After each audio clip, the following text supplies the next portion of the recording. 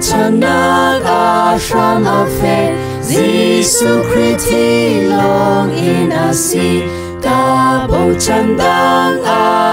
ti lo Giêsu amin long in ka te lung phek in Giêsu ka bo chan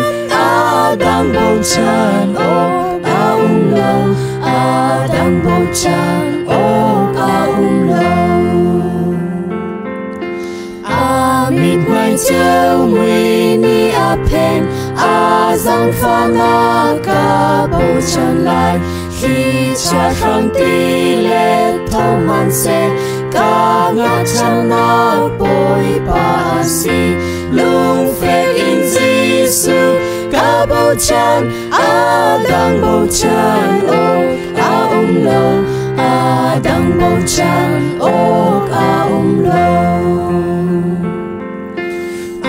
bia kambang in thi chan phan na ki ka bầu chân lại ka vel chung dial rotika ka bầu chân nan Giêsu bồi ba lung phek in Giêsu ka bầu chân đang bầu chân lo đang bầu chân lo cô thong he dum ti mai ka dir te lai